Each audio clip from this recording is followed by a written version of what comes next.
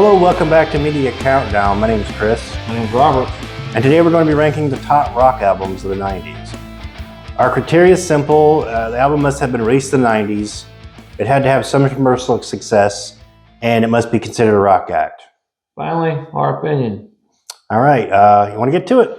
All right, number 20. We're going to do Guns N' Roses, Use Your Illusion 1 and 2. We considered this one album. This literally came, both of these albums came out literally on the same day.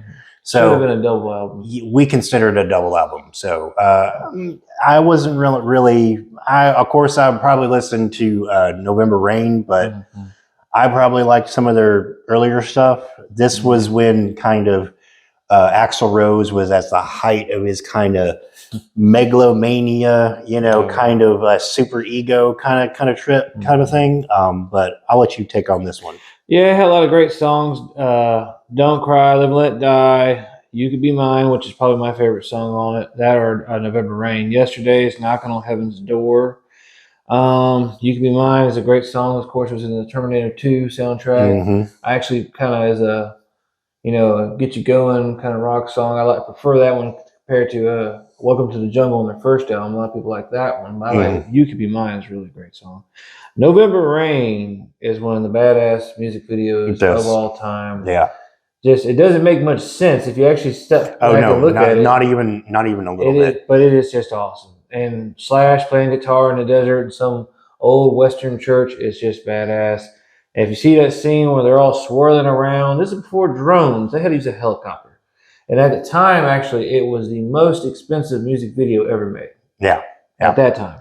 No, yeah, obviously Slash, Mount Rushmore of guitarists of all time. But yeah, this was kind of like their the apex of the Guns N' Roses, and then pretty much after this was they only made really one more kind of cover album, and they just kind of faded away. And now they come back, but still. Yeah.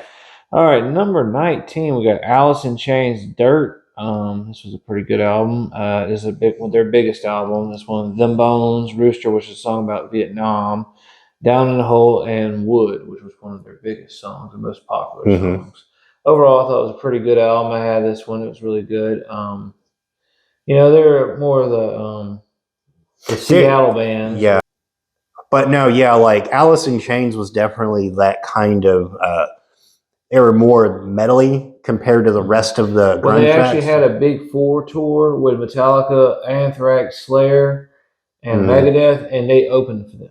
Yeah. So they were kind of more considered that as a metal band. Yeah. I think they originally were a hair metal band before their first album really released, but yeah, it was Alice in apostrophe Chains.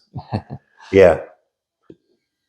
18 is Blink 182, Enema of the State. I got a controversial opinion on this. Now they were kind of unique as a band where their bassist Mark Hoppus and then the guitarist Tom DeLonge, they would kind of switch singing. Now a lot of people would actually like Tom DeLonge's singer. I didn't. I always found his singing kind of just a bit whiny, is for lack of a better term. Always preferred him as a singer, and I know a lot of their singles, even after this album, were kind of sung by Tom. They went back and forth. They really did. But most songs they had both of them sing one part and one sing another. Some were more dominated by Tom. He like Mark better. I think this is a good album overall. I think it was a really important album. This was really got them in the main light. They got a little bit of stuff from their album before that, Dude Ranch, which I think is one of the best albums, punk albums ever. But this one's really, really great too. I really enjoyed it. I like how, All Small Things was a big song. What's My Age Again's a great song. They really tongue-in-cheek type band. They joke around a lot. It's a lot of fun. Oh, this is a great album. It's kind of really got that pop punk kind of, I won't say, because it kind of started with Green Day and Offspring, stuff like that, and other bands like that. that skate punk, kind of more that skate punk type deal, which I really enjoyed and I was really into. Yeah, like people could say like, yeah, it was really kind of designed for kind of teenagers, but literally at that time, we were the perfect age for that, like 17, 18. Yeah, it's perfect. 17 is Oasis. What's the story? Morning Glory. Yeah, Oasis. They were definitely that kind of band that like bright, really, really bright. But the two, like the two brothers were just kind of couldn't get along together. But it's kind of annoying because they were great. I love their songs. They had two really great albums. This was their biggest one. What's the Story, Morning Glory? It went 16 times platinum in the UK, which is enormous because the UK, of course, has a much smaller population than the United States to sell that many records just in that one country. Champagne Supernova is a really good song. Don't Look Back in Anger is my personally favorite Oasis song. It is a great song in my opinion. Wonderwall is a good song. Morning Glory is a good song. The whole album, most all these albums we're going to say in this top list because these are the top albums, were just really great. They were really popular, they were really big, they were really important, and we actually really enjoyed them. Yeah, like pretty much everything on this list is we're really pretty much gonna like love it. Actually, this top 20 is going to be really a top 20. Yeah. All right, we go to number 16, and that will be Alanis Morissette, Jagged Little Pill. This was a enormous album. It also did 16 platinum in the U.S. Had a huge bunch of singles on it. You Ought to Know, Hand in My Pocket, Ironic, You Learn. I love Hand in My Pocket, and I love Ironic. Those are great songs. They're great music videos too. This is back in the 90s MTV and all that kind of stuff. But, yeah, like I know, like Alanis, like I know a lot of people would look at her. Yeah, she was very more of a poppy type stuff, but this was just an absolute good album. If you're, I think some people try to be too contrarian about stuff, but no, this was like great, and I will defend that hill like all day long. Yeah, that's really great. All right, number 15, we got Pearl Jam 10. This was by far Pearl Jam's biggest album. If I'm not mistaken, they had 3 singles, Alive, Even Flow, and Jeremy. Jeremy, I think, won Best Video, MTV Music Video Awards. Had 3 videos. After these 3 songs, I believe they quit making music videos until the album Yield came out. Yeah. And they made the animated video. And they also had that big to-do with Ticketmaster seats. I hate to say that I like Pearl Jam, and I like a lot of their stuff after this album. To me, I had this album, and I enjoyed it when it came out. It just, honestly, I don't think it aged that well. I don't like it. Yeah. I mean, I'm not trying to be a dick about it. I don't. Yeah, like this was pretty. The songs that came on the albums afterwards, I like those better. They were just, I mean, not all overall as great albums afterwards that were better, that flew through it. But this was their biggest album. They're another one of the big Seattle group bands. You know what I mean? There were really 4 big Seattle bands, and they were one of them. They have longevity. They're still around today. Yeah, still does. Yeah.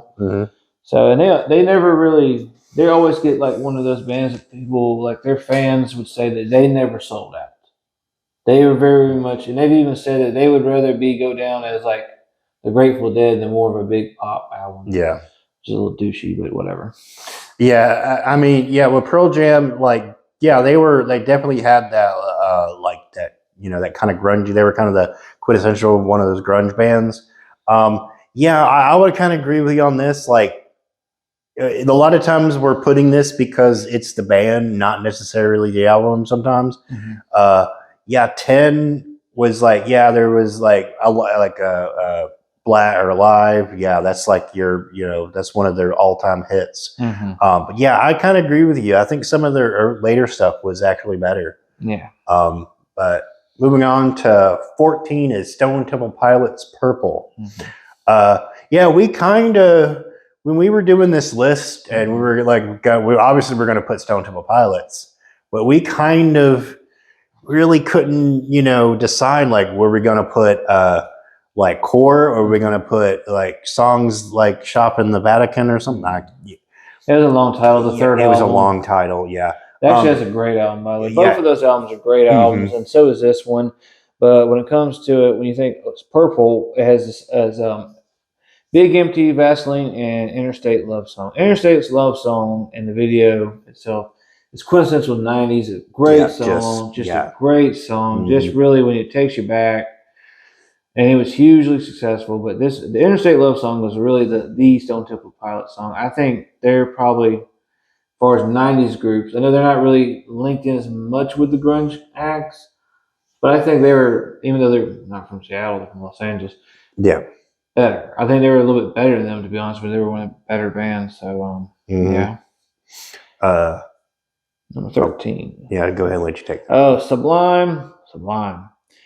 This is a weird album because it's unfortunately, I can't think of another time where a band's biggest album that really got them out there came out after the lead singer had passed away. And that's very sad and unfortunate. And that's how I learned of the group. It had, four pretty big singles: What I Got, Santeria, Wrong Way, Doing Time.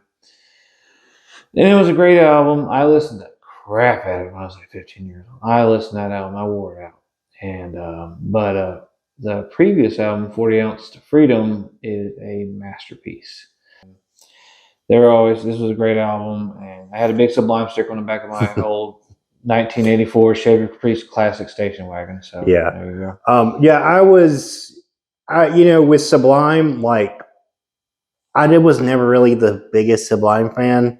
Like I know every one of our you and every other one of our little friend group just love Sublime, and I wouldn't necessarily say I didn't like them, but I just didn't really scratch the itch, so to say.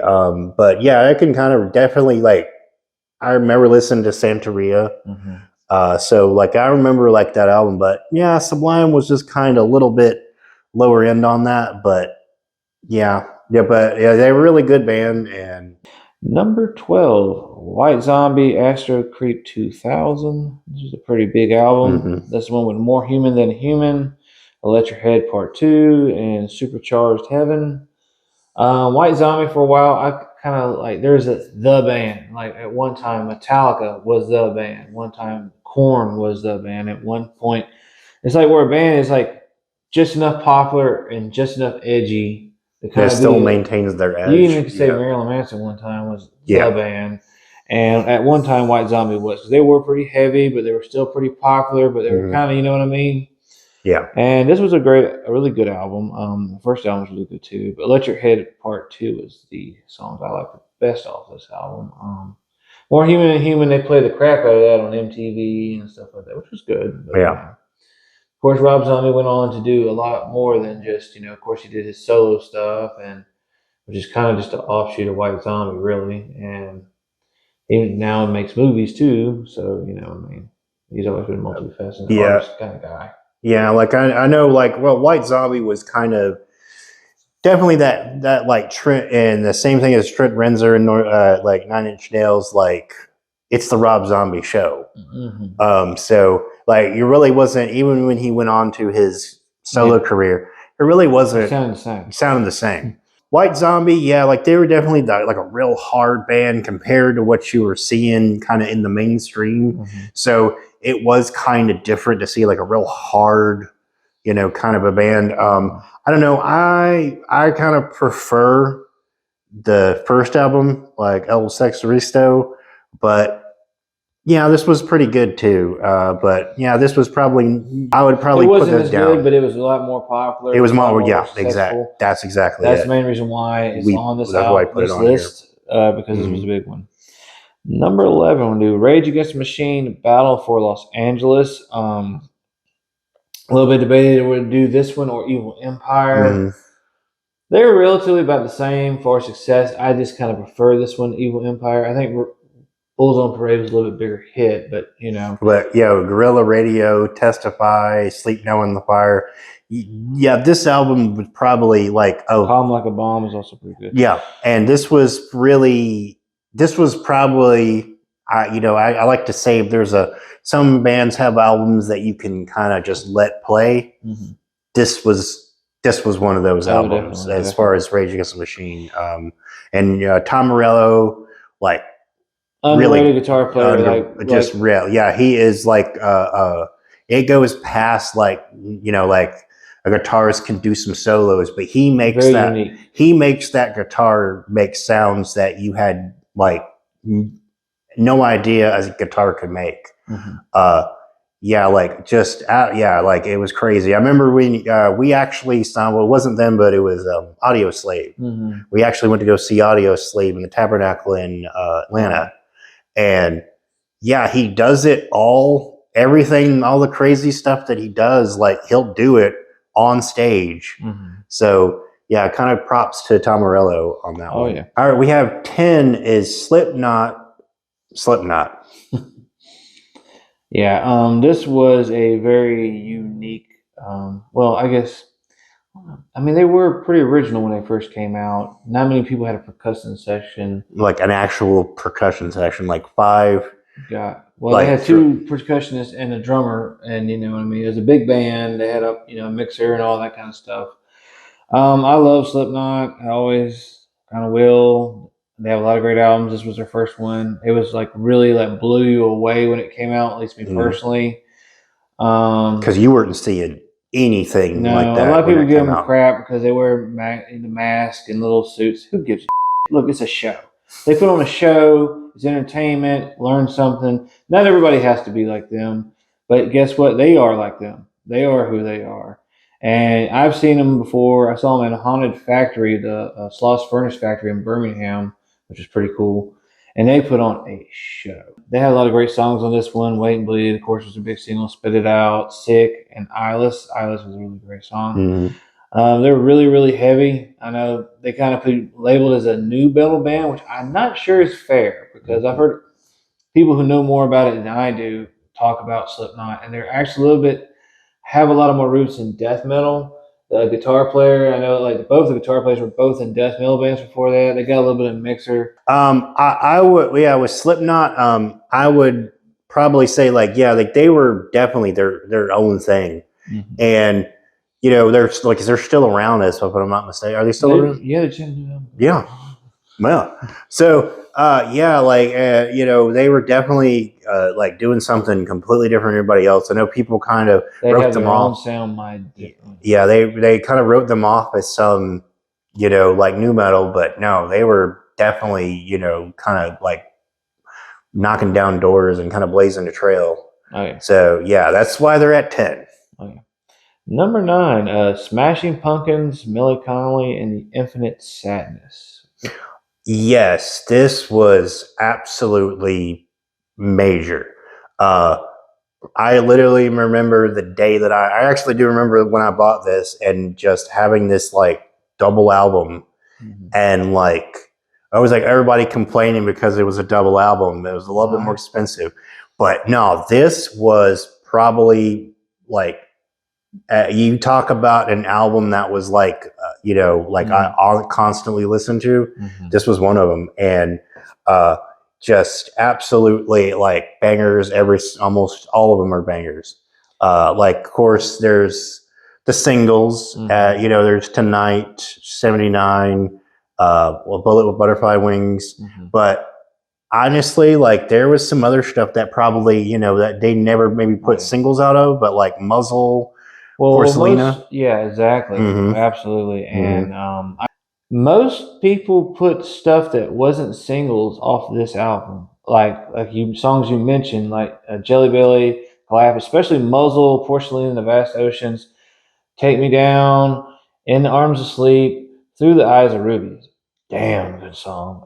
Farewell and Good Night by Starlight. This is an album, when you talk about play, and it's a concept album, which is, I think, kind of unique. I don't think people have had success doing them anymore, but it was truly unique. I mean, it's probably one of the best albums, like just artistically. I don't know, just commercially successful. It was very commercially successful. To be a concept double album to be commercially successful is pretty big. But and this is another one that's kind of weird, like you said. Like a lot, I look at the singles, and they're like not really the best songs on the album. The best songs are kind of the in-between tracks, and most people who are really fans of it, real fans of Smashing Pumpkins agree, and they say this was Also, I would like give a little shout to like Simon's Dream. Each band only got one album on Hmm. here, but I think Simon's Dream could have been on this list. If he was going to be a band to have two albums, this would This probably was be gonna one. be the one, but no, I kind of was definitely like, no, Melancholy was like massive. Yeah, So, and as you can see, it just was like, for a double concept album to not have as much filler, that's kind of an accomplishment. So, very much yeah, so. definitely. Number 8, we got Korn, Follow the Leader. This was a huge album for them. This was a little another again, but Korn was an extremely original band. No one sounded like them before they Hmm. came out. If there's a Godfather, I guess you would say of like Of like new metal. that's them. Hmm. Their sound was unique. They were really heavy, really great.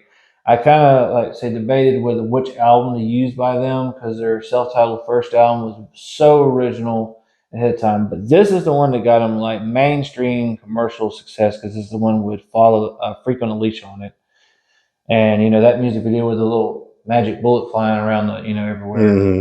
And this is the one that got them like mainstream everywhere. No, yeah, like Follow Leader was, yeah, this was the really big album. Uh, this is when we start getting to the top 10 albums. We really had to decide what album are we going to do, Mm-hmm. because a lot of these bands have that. They're like the Issues, Life is Peachy. Mm-hmm. They're, like, especially Korn, like their first 4 albums were like Really, really just great. all like great. Yeah, like definitely. Yeah, yeah. This was probably the bigger one with Mm-hmm. Freak on a Leash. Yeah, like so. Yeah, Korn, awesome. Mm. Number 7 is Offspring Smash. This is a big album for me personally. It's the first album I bought with my own money. Walked to the mall and bought it on tape. And I had my little cheap, like dollar store little headset when I'm in a Walkman, but I love the hell out of it. I play the hell out of it. This is a great album. It is a very successful album. It is unique that I believe it still is the number one best selling independent label album ever. Off Epitaph Yeah, Records. Yeah. exactly. It had a lot of big hits. I saw him in concert also a couple years later after that. Self Esteem, which still, I mean, I listen to Offspring's new album. I like all their stuff. I like all in between, all the different albums they have. But Self Esteem still was probably one of their best songs ever, and that was off that. And I remember when that came out, and that was just huge. Also Hmm. had Come Out and Play and Gotta Get Away and Killboy, Powerhead, Smash, Something to Believe in, Bad Habit. Lots of great songs on this album. This is one album you can just hit play.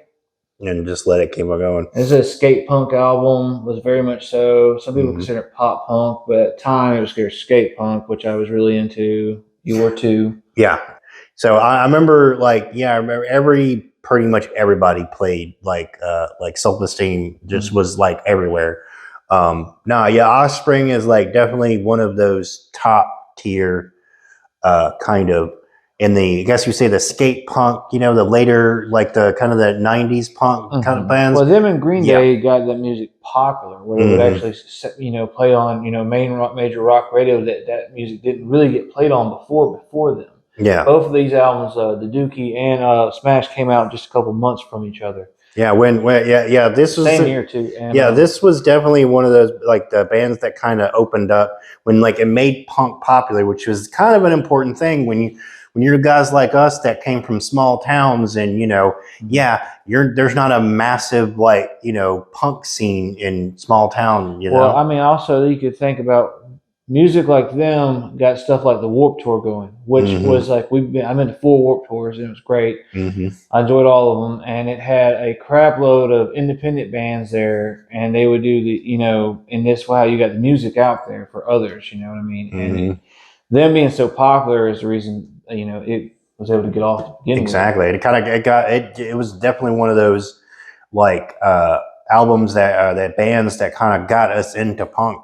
with. Mm-hmm. You know, I didn't know what punk was really. Yeah. But I bought that CD because it was awesome. Yeah. Yeah.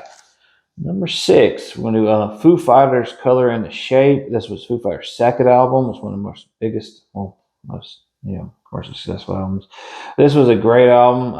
I listened the hell out of it. Won't be controversial, but I like the Foo Fighters better than Nirvana. Yeah. Like I think this was like I remember when this album came out, and I knew my friends that were like super duper into Nirvana, and like their first self-titled album, like yeah, it was kind of different, but it still had that. But this was like, oh no, like Dave Grohl is like he's definitely kind of I don't know, say maturing as an artist, or definitely kind of turning a page. But this was great. Everlong, like Everlong was like literally the soundtrack to our like junior high years. Oh yeah, definitely. My Hero was a big one. Up in Arms, Monkey Ranch, Walking After You, My Poor Brain. There's just song after song. Again, this is another album you can just let play, and just like a lot of hits.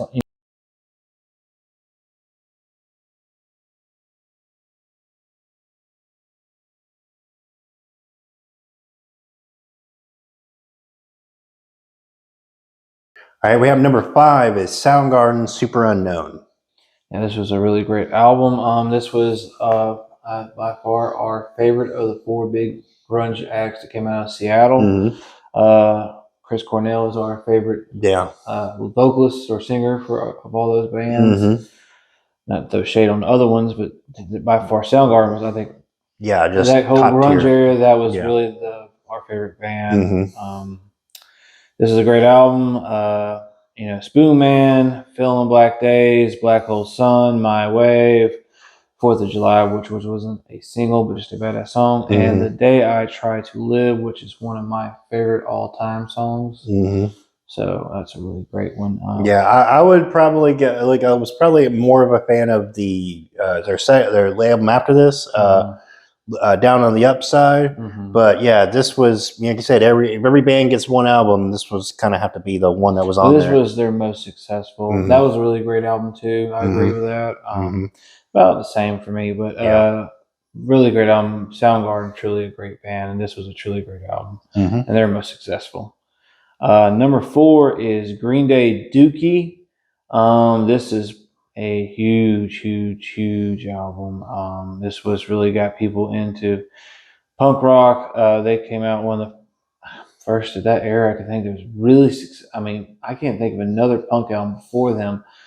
I mean, the Ramones and Sex Pistols and all that stuff. They were kind of underground, more famous, popular. They didn't really hit the charts like Green Day did, and they, like I said, a band that would speak to us because they were kind of dorky punk rock kids. And I didn't even know what punk was at the time when this came out. This really was great. This is a great album. First time I heard Basket Case, I was like, "Yep, I want this." You know what I mean? At the time, like you like look at it as far as around the time that kind of mid '90s type of deal. Like you lived in a small town, like you weren't really going to get hooked up to the local punk scene because there wasn't a local punk scene. So like Green Day was kind of like opened up punk to kind of small town, and well, because you got MTV, play, so we talked about that before about MTV being so popular, about kind of controlling what's popular throughout the country. You know what I mean? But this was a album that you can just put on and play. Badass, great album. Really got them going. They're still one of the biggest rock acts there is. You know what I mean? Yeah, definitely. Number 3, Weezer Blue album, or Weezer, but people just call it. We definitely love this album. This was definitely like I wouldn't really say it's probably their best. That's still their best album, but yeah, that really was. This was an album, and we keep harping on this, but you put this song on and we can play. Like if we try to call off our favorite songs, we might as well just be like listing the track listing at that point. Don't mind if I do. Undone, the Sweater Song, Buddy Holly, Say It Ain't So. Those were the big singles, and those were great songs. But My Name is Jonas, The World Has Turned, Surf Wax America, In the Garage, Holiday, Only in Dreams. Every song on this album is great. Yeah. Every song on this album is great, and this is probably one of the best, if not the best album I've ever heard. I know it's kind of like if you ever wonder why people go crazy about Weezer, it's because of this album. So yeah, definitely. Oh yeah. All right, number 2, a little band from the Bay Area, Metallica, the Black Album. This is one of their biggest albums of all time. I think it was 23rd. I looked it up. Best-selling album Yeah. ever of any album. This was a huge album. This is the biggest metal album of all time. This is the biggest metal song of all time, especially with popularity. Enter Sandman is probably the most popular metal song ever played. Ever. And this is probably the most popular metal album ever. It is best selling by far. And it gets kind of cliche, and Metallica fans may not like it as much. You go back and listen to it, and even I were like, I kind of Enter Sandman. We've seen Metallica twice. They're a great band. One of our favorite bands. Mm-hmm. The Unforgiven, Nothing Else Matters, Wherever I May Roam, Sabbath True. And my personal favorite song on the album is Don't Tread on Me, which this is just badass album. Like I know when when this album came out, this was, they did their first 4 albums, like they were still kind of a thrash metal band. And yes, like obviously, like the first 4 like were obviously awesome, but this was, this again, we probably had never heard of Metallica till this album came out. And this kind of like got us into Metallica. And yeah, it's the Black Album. I mean, if you're any just a little bit of a metal fan, and you can't really hate on this because it's the Black Album. I mean, what are we doing here? Yeah, it had a different sound than the other 4 albums, which they were great too. But this one, they really more produced, which some people don't like, which is dumb. Well, I get it. I like I do like stuff that's kind of more, I guess grimy sounding, or you know what I mean. I mean, I get it. Why people like that. I do like that a lot of times. But this was really great. This was really, really, truly great album. You go back and listen to it. You're like, oh yeah, that's right. It's one of those things you forget about, and then you go back and listen to it again. And you're like, oh yeah, that was right. It was really, really great. So, but it was getting people into like heavy metal or hard rock, whatever. This was like one of the biggest albums to do so. So, yeah. All right, Chris, number 1. What band is number 1? Nirvana, Nevermind. I think everybody watching probably figured out that this was going to be the album at number 1. Yeah, like it's Nirvana. I mean, they probably were the ones that kind of really, was the very beginning of the grunge Seattle, like grunge metal scene, and really was like the first ones to really like open it up to like to the rest of like the world. And yeah, like this was huge. It's like you really can't explain how huge when that came out. It pretty much wiped the deck clean as far as the kind of the rock scene was massive. Well, massive. It killed hair metal. It killed hair metal. I can't think of another album or band that put out a song, one little song that came out of nowhere and just killed the entire scene. Yeah, just completely like wiped the deck clean. I was still more of a fan of, like, as far as the Nirvana album, I thought In Utero was the better Nirvana album, but that's my own personal opinion. But yeah, this was just when this was a massive sea change. I mean, this was a really great album. Though. Yeah, it really was. It Smells Like Teen Spirit, In Bloom, Polly, Lithium, Come As You Are. These are all big hits. This was a big, I mean, this is a legendary album. It truly was great, and Nirvana was a truly great, legendary band. And just, I think people, they're so overplayed, and teenage kids at my kids' high school wear Nirvana shirts everywhere. Look, it's still like now, it's like weird. Yeah, it's kind of weird. Everybody dresses like they're from the early 90s, and I'm so confused. Yeah, it's just really weird. But yeah, like they're at this, at this point, they're like, I mean, there's a reason why we put it on here, because, it's kind of almost to the point where people don't really realize, but it was just huge, and it was just a massive change. It was the biggest legendary album of the 90s. That's why it is number 1. Yep. And all right, Chris. Well, I appreciate everybody for tuning in and watching, and thanks. And if you don't mind, like and subscribe, and check us out for our next video.